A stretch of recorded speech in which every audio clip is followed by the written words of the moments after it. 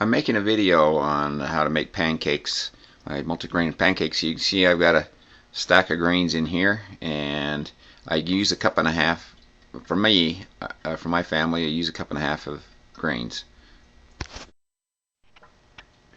In this case, we're going to use 1, 2, 3, 4, 5, 6 different grains.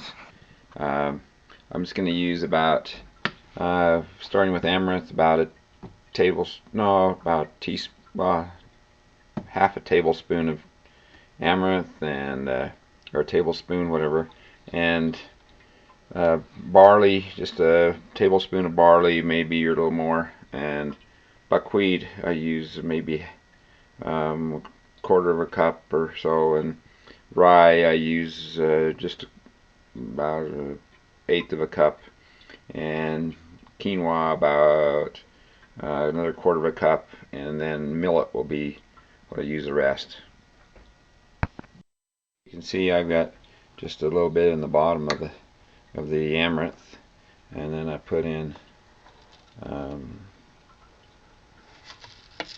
bit of barley, and then I use turn this label around so you can see this buckwheat is the seed buckwheat. It has the outside husk on it too, and this is just the buckwheat that doesn't have it, and so just to kind of give it a little variety, maybe a little bit of fiber and make it look, and then just a little bit of rye, and then the quinoa.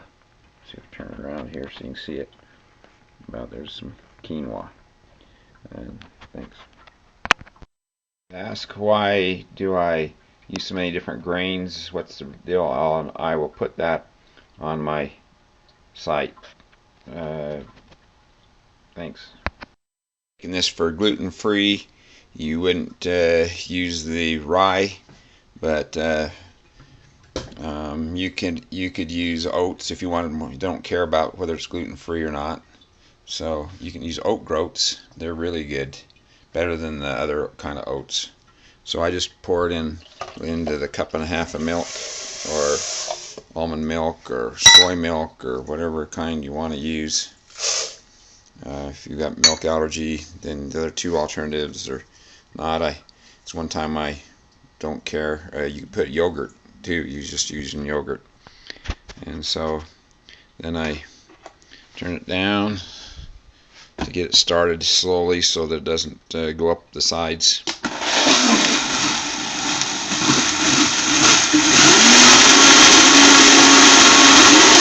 I do this for 1 minute on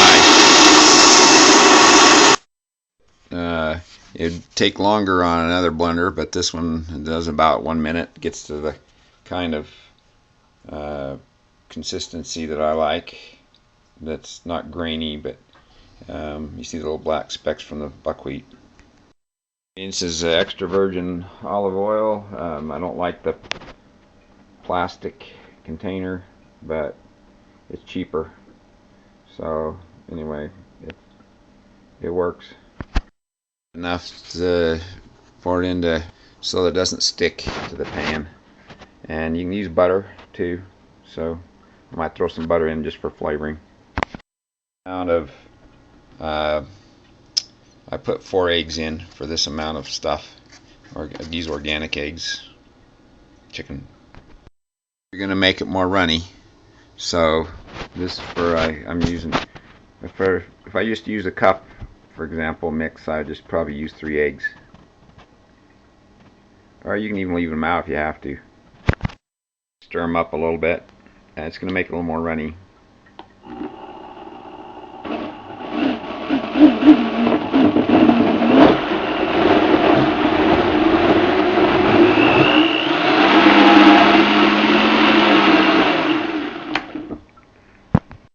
So I'm going to add probably a quarter cup of molasses. You can use any sweetening. If it's honey, it's sweeter than molasses. So I just use it because all the minerals make it dark, and I like minerals. Grease the I put a little bit of olive oil on my cup so it just drains out.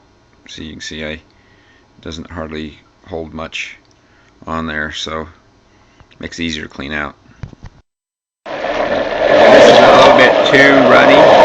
See, it's got too runny. It needs to be a little thicker.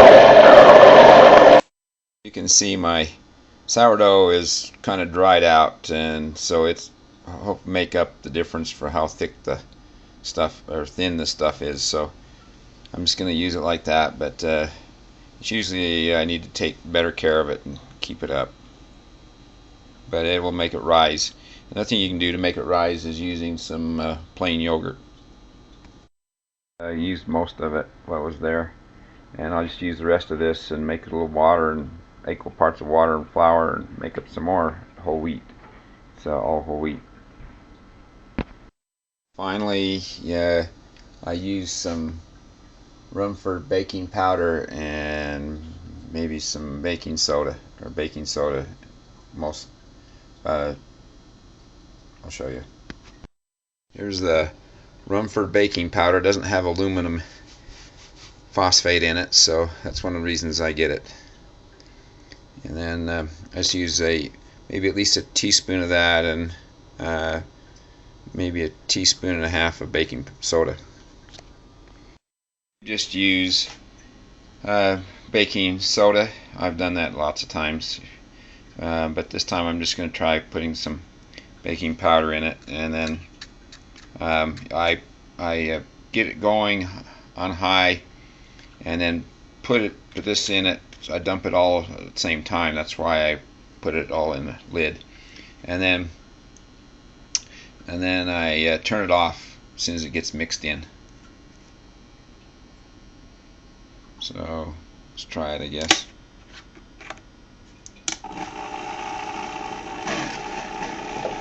Get it going here.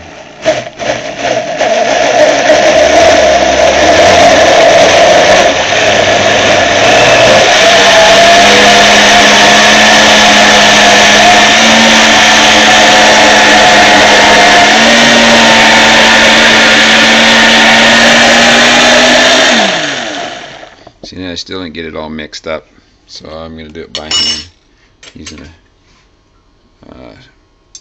but you can see it just coming up now. It's starting to rise here.